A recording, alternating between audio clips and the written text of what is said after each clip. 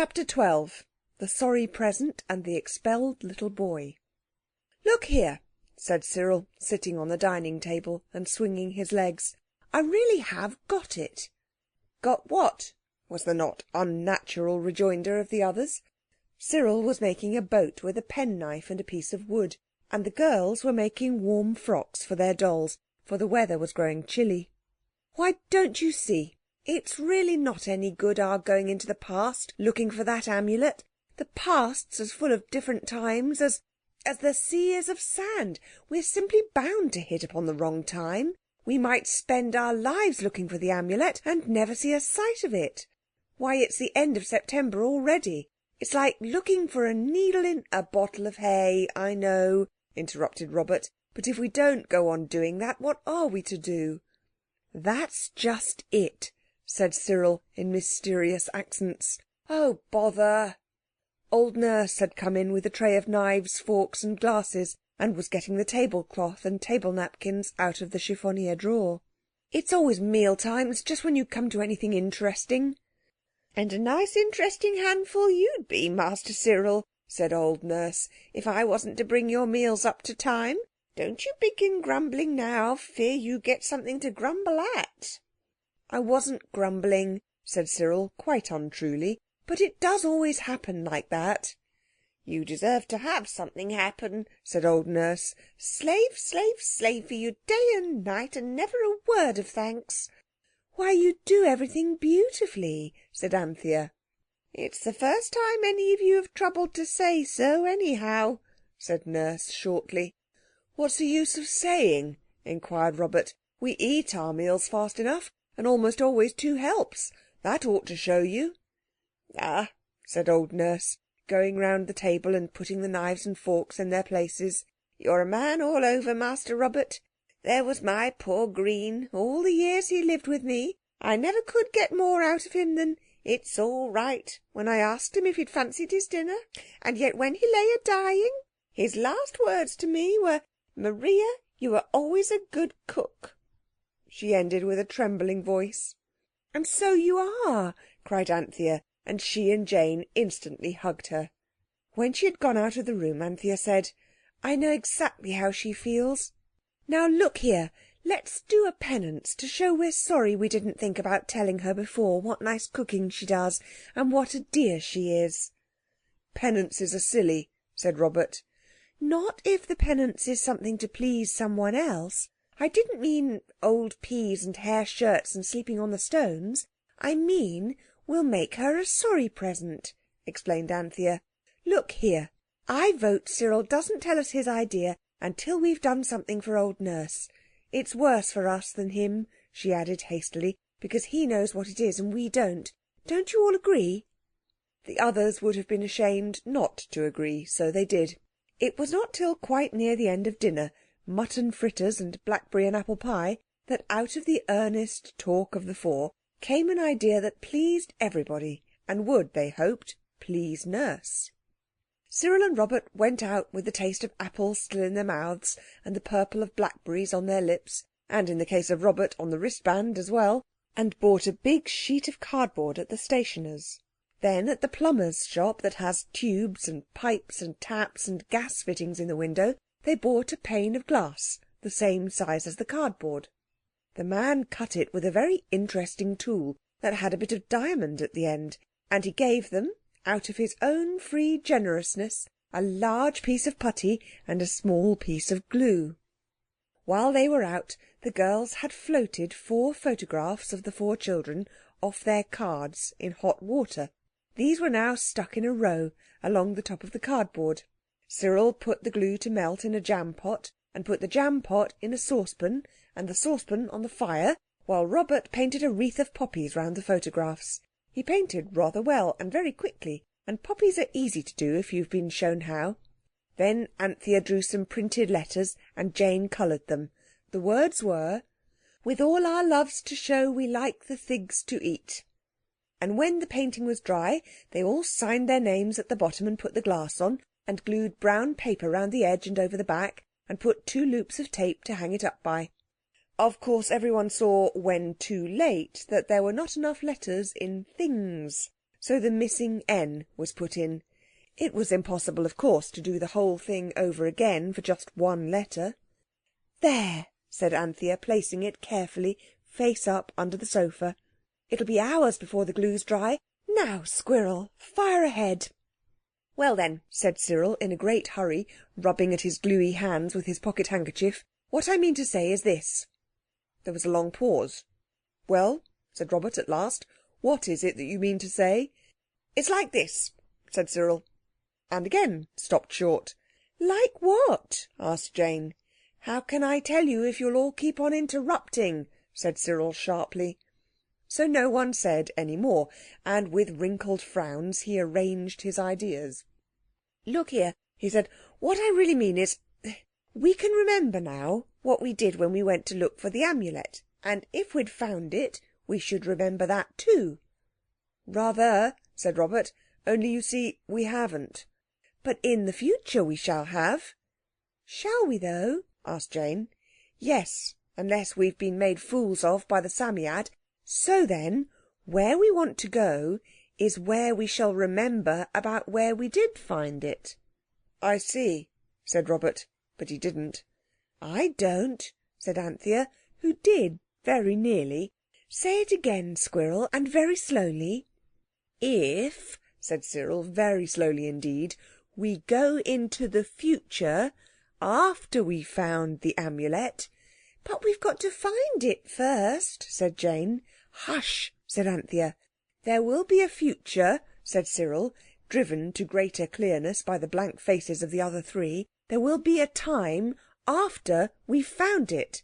Let's go into that time, and then we shall remember how we found it, and then we can go back and do the finding really."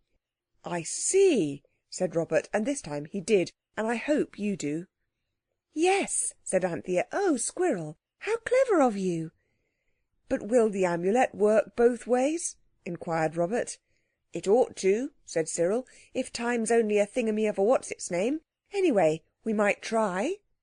"Let's put on our best things then," urged Jane. "You know what people say about progress and the world growing better and brighter.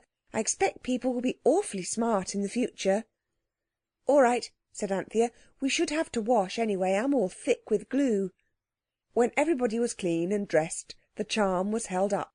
"We want to go into the future and see the Amulet after we've found it," said Cyril, and Jane said the word of power. They walked through the big arch of the charm, straight into the British Museum.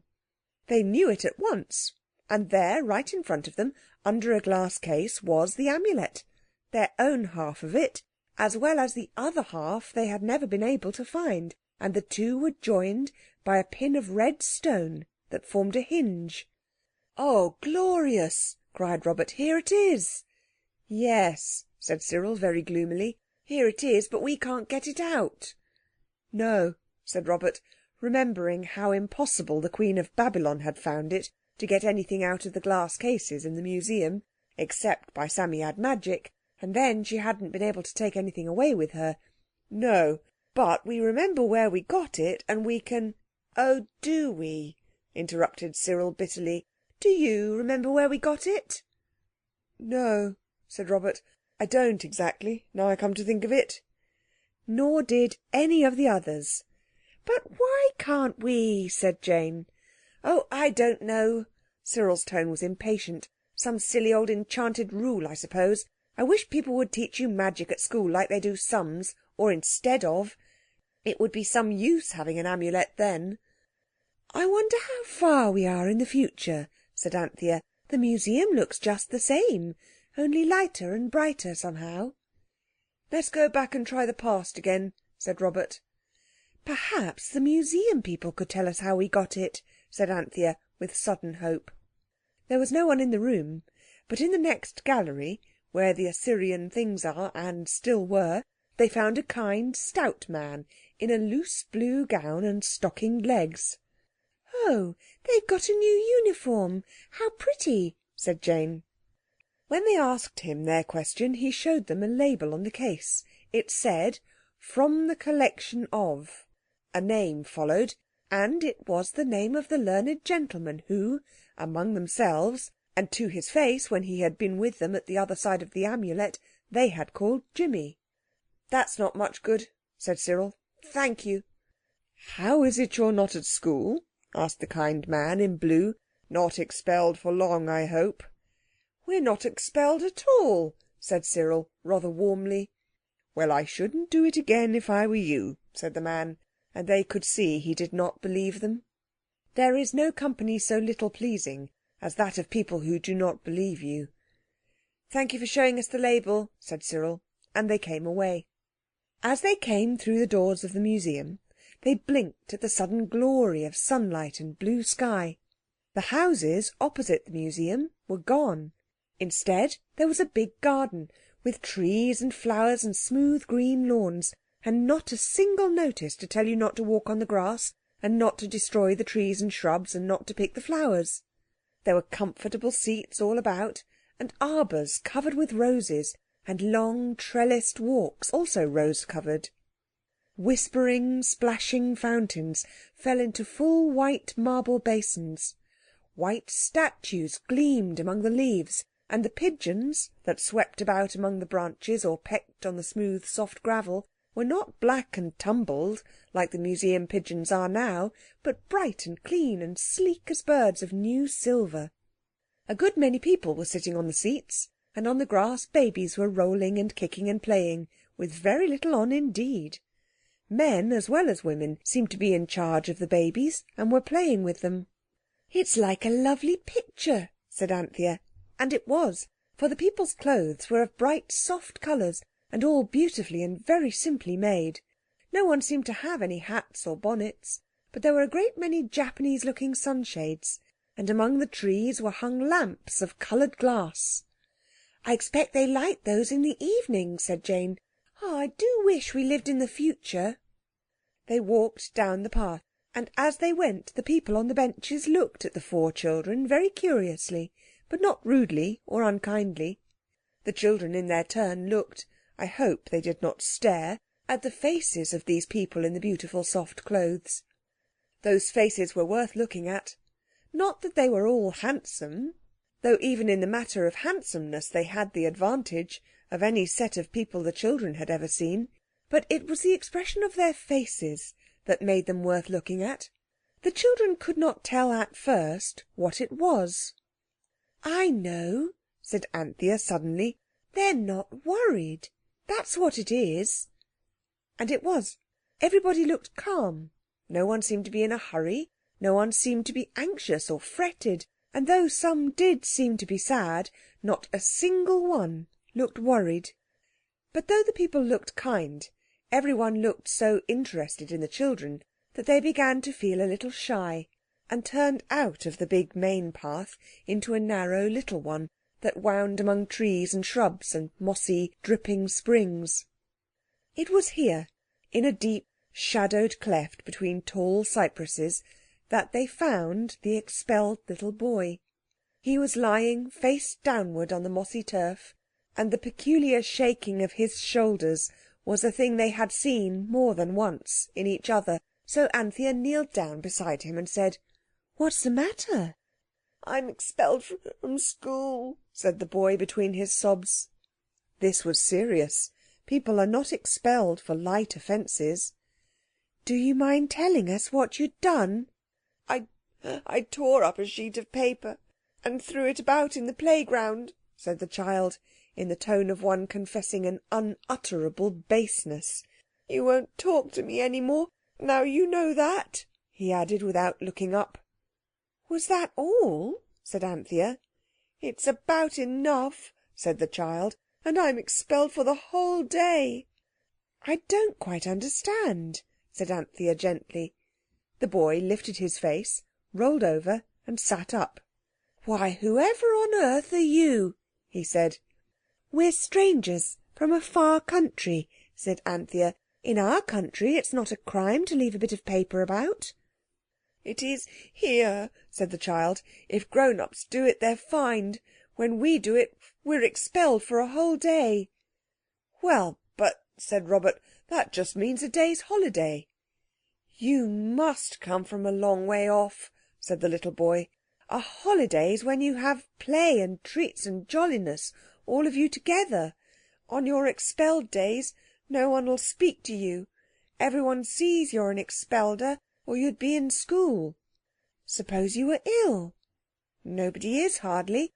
If they are, of course they wear the badge, and everyone is kind to you. I know a boy that stole his sister's illness badge and wore it when he was expelled for a day. He got expelled for a week after that. It must be awful not to go to school for a week." "Do you like school, then?" asked Robert incredulously. "Of course I do. It's the loveliest place there is. I chose railways for my special subject this year. There are such splendid models and things, and now I shall be all behind because of that torn-up paper." "You choose your own subject?" asked Cyril. "Yes, of course. Where did you come from? Don't you know anything?" "No," said Jane definitely. "So you'd better tell us." "Well, on Midsummer Day, school breaks up and everything's decorated with flowers, and you choose your special subject for next year. Of course you have to stick to it for a year at least. Then there are all your other subjects, of course, reading and painting, and the rules of citizenship." "Good gracious," said Anthea. "Look here," said the child, jumping up. "It's nearly 4. The expelledness only lasts till then. Come home with me. Mother will tell you all about everything." "Will your mother like you taking home strange children?" asked Anthea. "I don't understand," said the child, settling his leather belt over his honey-coloured smock and stepping out with hard little bare feet. "Come on." So they went. The streets were wide and hard and very clean. There were no horses, but a sort of motor carriage that made no noise. The Thames flowed between green banks, and there were trees at the edge, and people sat under them fishing, for the stream was clear as crystal. Everywhere there were green trees, and there was no smoke. The houses were set in what seemed like one green garden. The little boy brought them to a house, and at the window was a good, bright mother face. The little boy rushed in, and through the window they could see him hugging his mother, then his eager lips moving and his quick hands pointing. A lady in soft green clothes came out, spoke kindly to them, and took them into the oddest house they had ever seen. It was very bare, there were no ornaments, and yet every single thing was beautiful. From the dresser with its rows of bright china to the thick squares of Eastern-looking carpet on the floors. I can't describe that house. I haven't the time, and I haven't the heart either, when I think how different it was from our houses. The lady took them all over it. The oddest thing of all was the big room in the middle.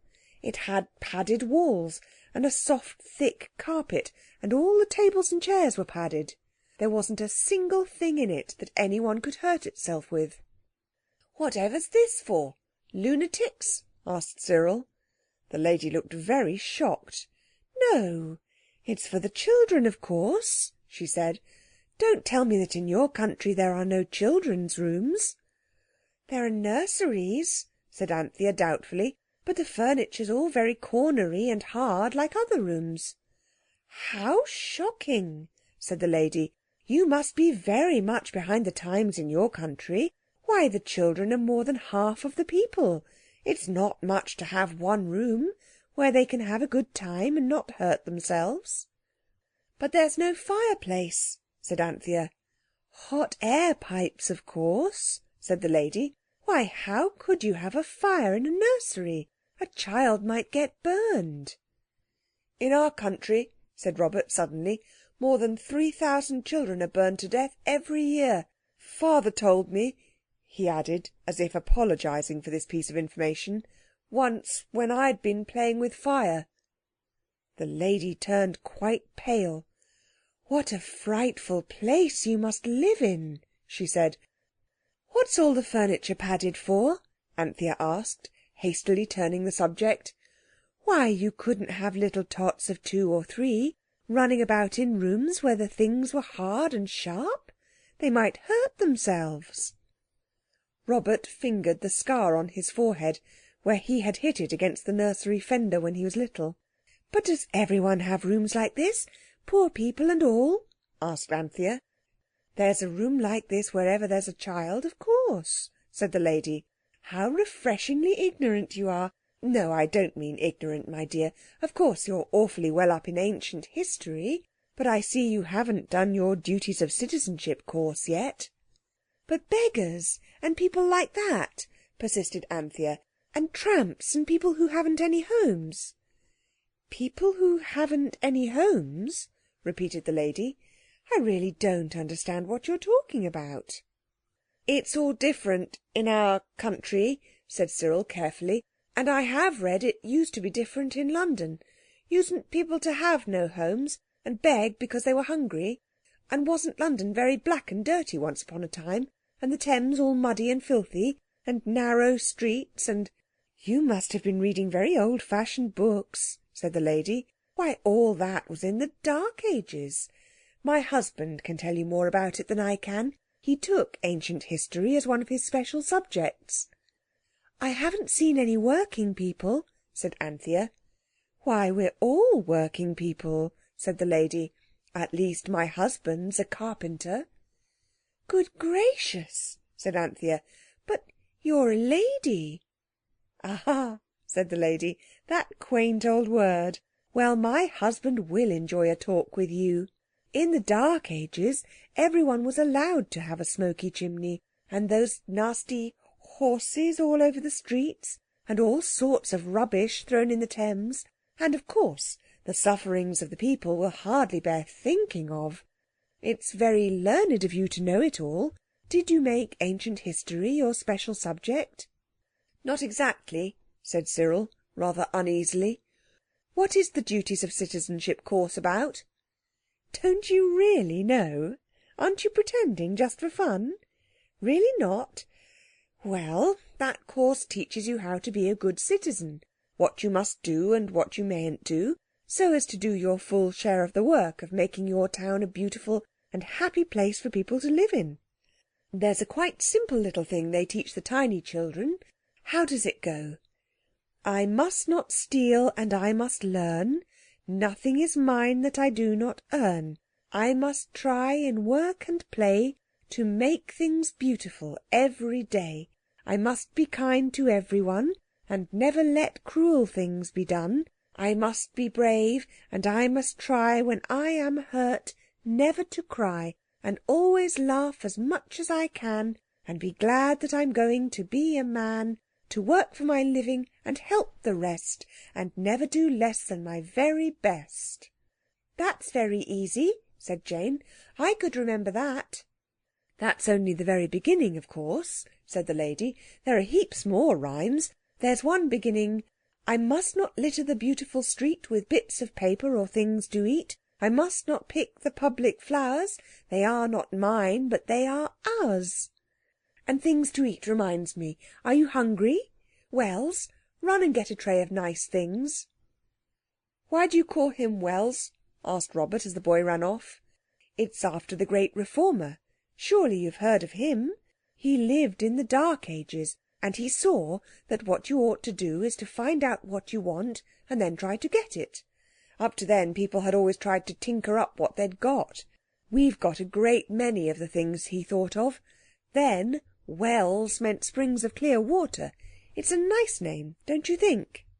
Here Wells returned with strawberries and cakes and lemonade on a tray, and everybody ate and enjoyed. Now, Wells, said the lady, run off or you'll be late and not meet your daddy. Wells kissed her, waved to the others and went. Look here, said Anthea suddenly. Would you like to come to our country and see what it's like? It wouldn't take you a minute. The lady laughed, but Jane held up the charm and said the word. What a splendid conjuring trick, cried the lady, enchanted with the beautiful growing arch. Go through, said Anthea. The lady went, laughing, but she did not laugh when she found herself suddenly in the dining-room at Fitzroy Street. Oh, what a horrible trick, she cried. What a hateful, dark, ugly place. She ran to the window and looked out. The sky was grey, the street was foggy, a dismal organ-grinder was standing opposite the door. A beggar and a man who sold matches were quarrelling at the edge of the pavement, on whose greasy black surface people hurried along, hastening to get to the shelter of their houses. "Oh, look at their faces! Their horrible faces!" she cried. "What's the matter with them all?" "They're poor people, that's all," said Robert. "But it's not all. They're ill, they're unhappy, they're wicked. Oh, do stop it, there's dear children. It's very, very clever. Some sort of magic lantern trick, I suppose, like I've read of. But do stop it. Oh, their poor, tired, miserable, wicked faces." The tears were in her eyes. Anthea signed to Jane. The arch grew. They spoke the words and pushed the lady through it into her own time and place, where London is clean and beautiful, and the Thames runs clear and bright, and the green trees grow, and no one is afraid or anxious or in a hurry. There was a silence. Then, "I'm glad we went," said Anthea with a deep breath. "I'll never throw paper about again as long as I live," said Robert. "Mother always told us not to," said Jane. "I would like to take up the duties of citizenship for a special subject," said Cyril. "I wonder if Father could put me through it. I shall ask him when he comes home." "If we'd found the Amulet, Father could be home now," said Anthea. "And Mother and the lamb." "Let's go into the future again," suggested Jane brightly. "Perhaps we could remember, if it wasn't such an awful way off." So they did. This time they said, "The future where the Amulet is, not so far away." And they went through the familiar arch into a large, light room with 3 windows. Facing them was the familiar mummy case, and at a table by the window sat the learned gentleman. They knew him at once, though his hair was white. He was one of the faces that do not change with age. In his hand was the Amulet, complete and perfect. He rubbed his other hand across his forehead in the way they were so used to. "Dreams, dreams," he said. "Old age is full of them." "You've been in dreams with us before now," said Robert. "Don't you remember?" "I do indeed," said he. The room had many more books than the Fitzroy Street room, and far more curious and wonderful Assyrian and Egyptian objects. "The most wonderful dreams I ever had you in them." "Where," asked Cyril, "did you get that thing in your hand?" "If you weren't just a dream," he answered, smiling, "you'd remember that you gave it to me." "But where did we get it?" Cyril asked eagerly. "Ah, you never would tell me that," he said. "You always had your little mysteries, you dear children. What a difference you made to that old Bloomsbury house. I wish I could dream you oftener. Now you're grown up, you're not like you used to be." "Grown up?" said Anthea. The learned gentleman pointed to a frame with 4 photographs in it. "There you are," he said. The children saw 4 grown-up people's portraits, 2 ladies, 2 gentlemen, and looked on them with loathing. "Shall we grow up like that?" whispered Jane. "How perfectly horrid!" "If we're ever like that, we shan't know it's horrid, I expect," Anthea, with some insight, whispered back. "You see, you get used to yourself while you're changing. It's being so sudden makes it seem so frightful now." The learned gentleman was looking at them with wistful kindness.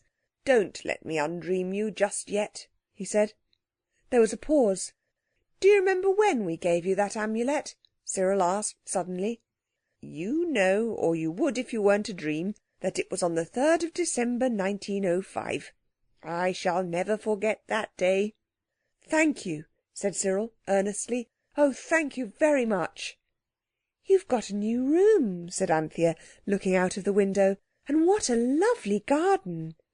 "Yes," said he. "I'm too old now to care even about being near the museum. This is a beautiful place. Do you know, I can hardly believe you're just a dream. You do look so exactly real. Do you know," his voice dropped, "I can say it to you, though of course if I said it to anyone that wasn't a dream they'd call me mad. There was something about that Amulet you gave me. Something very mysterious." "There was that," said Robert. I don't mean your pretty little childish mysteries about where you got it, but about the thing itself. First, the wonderful dreams I used to have after you'd shown me the first half of it.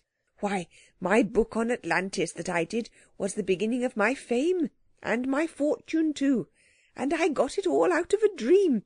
And then Britain at the time of the Roman invasion. That was only a pamphlet, but it explained a lot of things that people hadn't understood. Yes, said Anthea, it would. That was the beginning, but after you'd given me the whole of the amulet. Ah, it was generous of you. Then somehow I didn't need to theorize. I seemed to know about the old Egyptian civilization, and they can't upset my theories. He rubbed his thin hands and laughed triumphantly. They can't, though they've tried. Theories, they call them, but they're more like, I don't know, more like memories. I know I'm right about the secret rites of the Temple of Amen. I'm so glad you're rich, said Anthea. You weren't, you know, at Fitzroy Street. Indeed I wasn't, said he, but I am now. This beautiful house and this lovely garden. I dig in it sometimes. You remember, you used to tell me to take more exercise. Well, I feel I owe it all to you. And the amulet. I'm so glad, said Anthea, and kissed him. He started. That didn't feel like a dream, he said, and his voice trembled. It isn't exactly a dream, said Anthea softly. It's all part of the amulet. It's a sort of extra special real dream, dear Jimmy. Ah, said he, when you call me that I know I'm dreaming. My little sister. I dream of her sometimes, but it's not real, like this. Do you remember the day I dreamed you brought me the Babylonish ring? We remember it all, said Robert. Did you leave Fitzroy Street because you were too rich for it? Oh, no, he said reproachfully. You know I should never have done such a thing as that. Of course I left when your old nurse died, and what's the matter? Old nurse dead? Said Anthea. Oh, no. Yes, yes, it's a common lot. It's a long time ago now. Jane held up the amulet in a hand that twittered. Come, she cried. Oh, come home. She may be dead before we get there, and then we can't give it to her. Oh, come. Ah, don't let the dream end now, pleaded the learned gentleman. It must, said Anthea firmly, and kissed him again. When it comes to people dying, said Robert, goodbye. I'm so glad you're rich and famous and happy. Do come, cried Jane, stamping in her agony of impatience. And they went. Old Nurse brought in tea almost as soon as they were back in Fitzroy Street. As she came in with the tray, the girls rushed at her and nearly upset her and it. Don't die, cried Jane. Oh, don't. And Anthea cried, Dear ducky, darling old Nurse, don't die. Lord love you, said Nurse. I'm not going to die yet a while, please heaven. Whatever on earth's the matter with the chicks? Nothing. Only don't.